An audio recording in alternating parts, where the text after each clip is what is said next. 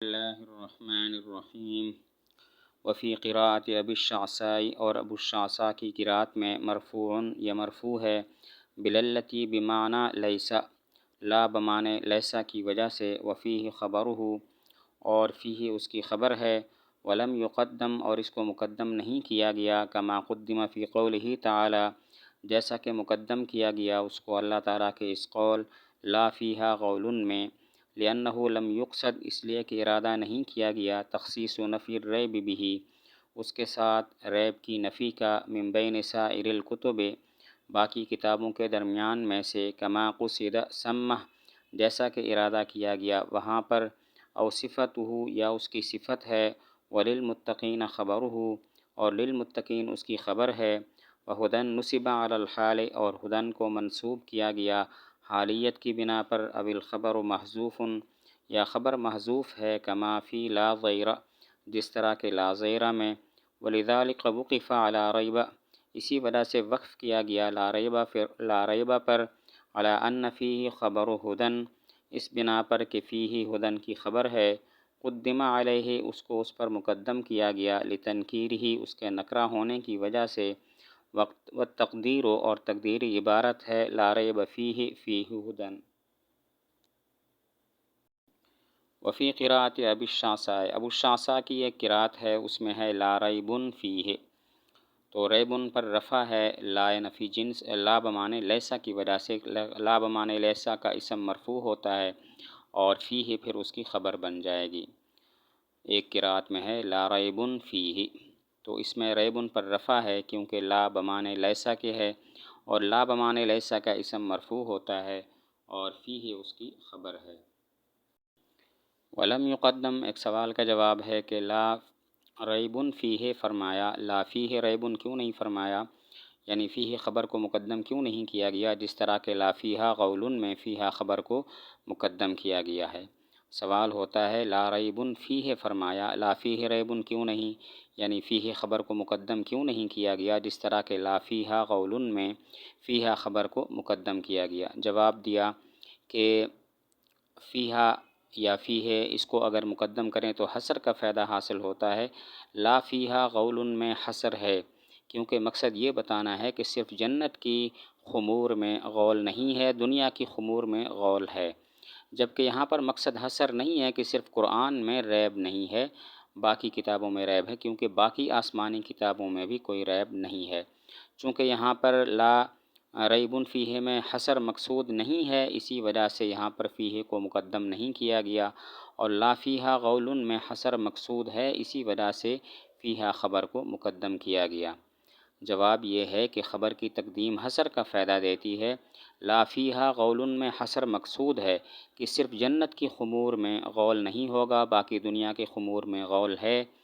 تو اسی وجہ سے وہاں پر فرمایا لا فیہا غول، جبکہ یہاں پر مقصود حصر نہیں ہے، یہ بتانا نہیں ہے صرف قرآن میں شک نہیں، باقی کتابوں کے اندر شک ہے، حالانکہ باقی آسمانی کتابوں کے اندر بھی کوئی شک نہیں ہے، چونکہ یہاں پر حصر مقصود نہیں ہے، اسی وجہ سے فیہ خبر کو یہاں پر مقدم نہیں کیا گیا۔ او صفتہ، یا پھر فیہ ریب کی خبر نہیں ہے، لا ریب کی خبر نہیں ہے، بلکہ فیہ اس کی صفت ہے، للمتقین اس کی خبر ہے، اور ہدن کا نصب حالیت کی بنا پر ہے۔ او صفتہ، اس کا مطلب ہے کہ یا فیہ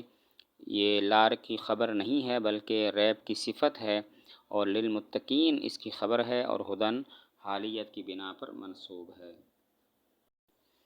او الخبر محذوف،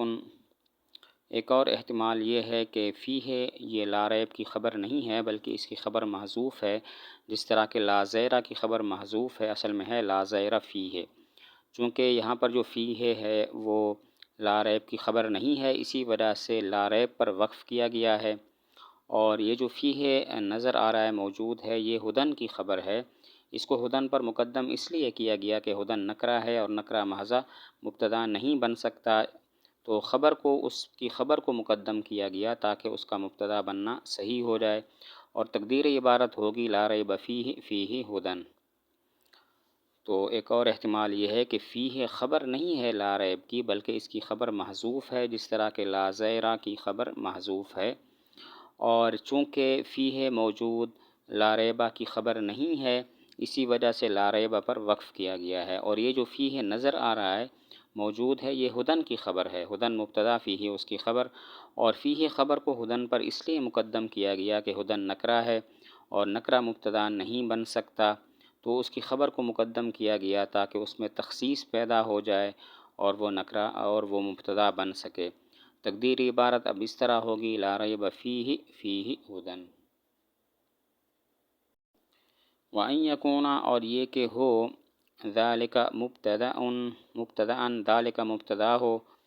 والکتاب خبرہ اور کتاب اس کی خبر ہو، علی معنی اس معنی پر، انہ الکتاب الکامل کہ یہ کتاب کامل ہے، الذی یستأہل کہ جو مستحق ہے، ان یسمى کتابا کہ اس کا نام رکھا جائے کتاب، او صفتہ یا اس کی صفت ہے، وما بعدہ خبرہ اور اس کے ما بعد اس کی خبر ہے، والجملۃ خبر الف لام میم اور جملہ الف لام میم کی خبر ہے۔ وَأَن يَكُونَ ایک اور احتمال ہے کہ ذالک مبتدا ہے، الکتاب اس کی خبر ہے، اور مبتدا خبر مل کر جملہ ہو کر پھر یہ خبر ہیں الف لام میم کی۔ ذالک مبتدا ہے، الکتاب ذالک کی خبر ہے، مبتدا خبر مل کر یہ جملہ ہو کر پھر یہ خبر ہیں الف لام میم کی۔ علی معنی ایک سوال کا جواب ہے کہ الکتاب کو ذالک کی خبر بنانا درست نہیں ہے، اس لیے کہ الکتاب معرفہ ہے، اور خبر جب معرفہ ہو تو اس کا مبتدا پر حصر ہوتا ہے، تو اب مطلب یہ ہوگا کہ صرف یہی کتاب ہے اور کوئی کتاب نہیں ہے، حالانکہ اور بھی بہت ساری چیزیں ہیں جن کو کتاب کہا جاتا ہے۔ سوال یہ ہے کہ الکتاب کو ذالکہ کی خبر بنانا درست نہیں ہے کیونکہ الکتاب معرفہ ہے، اور ضابطہ ہے جب خبر معرفہ ہو تو اس کا مبتدا پر حصر ہوتا ہے، تو اب مطلب یہ ہوگا کہ صرف یہی ایک کتاب ہے اور کوئی کتاب نہیں ہے، حالانکہ بہت سی چیزیں ایسی ہیں جو کتاب بننے کے ساتھ موصوف ہیں جن کو کتاب کہا جاتا ہے۔ جواب یہ ہے کہ کتاب سے مراد کتاب کامل ہے، یعنی یہ کتاب کامل ہے جس کا حق یہ ہے کہ اس کا نام کتاب رکھا جائے، باقی چیزیں اگرچہ کتاب ہو سکتی ہیں لیکن وہ کتاب کامل نہیں ہیں۔ جواب یہ ہے کہ کتاب سے مراد کتاب کامل ہے جس کا حق یہ ہے کہ اس کو کتاب کہا جائے، یعنی صرف یہ کتاب کامل ہے اور جو کتابیں ہیں وہ کامل نہیں ہیں۔ او صفتہ ایک اور احتمال یہ ہے کہ الکتاب ذالکہ کی صفت ہے، اور ما بعد او صفتہ ایک اور احتمال یہ ہے کہ الف لام میم مبتدا اول ہے، ذالکہ موصوف، الکتاب اس کی صفت، موصوف صفت مل کر مبتدا ثانی، ما بعد یعنی لا ریب فیہ اس مبتدا ثانی کی خبر ہے، مبتدا ثانی اپنی خبر سے مل کر جملہ ہو کر خبر ہے الف لام میم کی۔ ایک اور احتمال یہ ہے کہ الف لام میم مبتدا اول، ذالکہ موصوف، الکتاب اس کی صفت، موصوف صفت مل کر مبتدا ثانی، لا ریب فیہ خبر ہے مبتدا ثانی کی، مبتدا ثانی اپنی خبر سے مل کر جملہ ہو کر خبر ہے الف لام میم کی۔